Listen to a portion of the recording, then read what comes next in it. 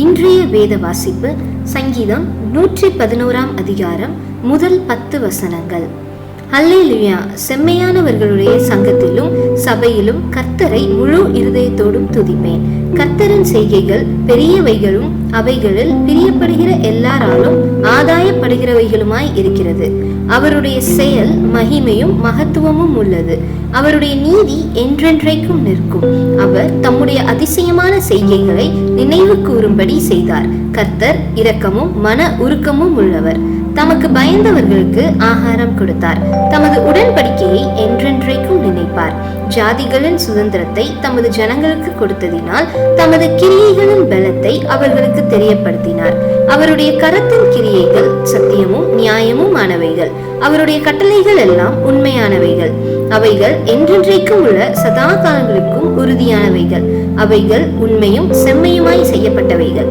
அவர் தமது ஜனத்திற்கு மீட்பை அனுப்பி தமது உடன்படிக்கையை நித்திய உடன்படிக்கையாக கட்டளையிட்டார். அவருடைய நாமம் பரிசுத்தமும் பயங்கரமும் ஆனது. கர்த்தருக்கு பயப்படுதலே ஞானத்தின் ஆரம்பம். அவருடைய கற்பனைகளின்படி செய்கிற யாவருக்கும் நற்புத்தியுண்டு.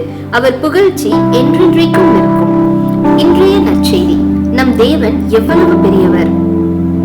மக்களை அடையாளம் காணுவதற்கு அவர்களின் கைரேகையை பயன்படுத்தும் வழக்கம் வெகு காலமாக வழக்கத்தில் உள்ளது. ஆனால் அதையும் ஏமாற்றக்கூடும். அதே போன்று மனித கண்களில் இருக்கும் கருவிழியின் வடிவத்தையும் அங்கீகார அடையாளமாய் பயன்படுத்துகின்றனர்.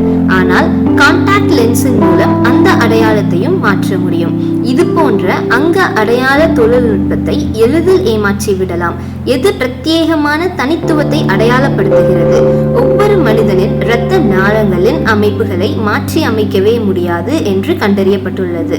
இந்த பூமியில் வசிக்கும் எல்லோரை காட்டிலும் உங்களுடைய பிரத்யேகமான இரத்த நாள அமைப்பு உங்களை வித்தியாசமான நபராய் அடையாளம் காட்டுகிறது. நம்மில் இருக்கும் இந்த ஆச்சரியமான வித்தியாசங்களை கருதுகையில் நம் சிருஷ்டிகரை ஆராதிக்க வேண்டும் என்னும் வியப்புணர்வே மேலோங்குகிறது. நாம் பிரமிக்கத்தக்க அதிசயமாய் உண்டாக்கப்பட்டவர்கள் என்று தாவீது நமக்கு நினைப்பூட்டுகிறார். அது அக்களிப்பான ஓர் அங்கீகாரம். சங்கீதம் 111:2 கர்த்தரின் செய்கைகள் பெரியவைகளும் அவைகளில் பிரியப்படுகிற எல்லாராலும் ஆராயப்படுகிறவைகளுமாய் இருக்கிறது என்று நம்மை நினைப்பூட்டுகிறது. அந்த தெய்வீக சிருஷ்டிகரே நம் மொத்த கவனத்திற்கும் பாத்திரர். தேவனுடைய கிரியைகளில் மகிழ்கையில் நாம் அவரிலும் மகிழ வேண்டும்.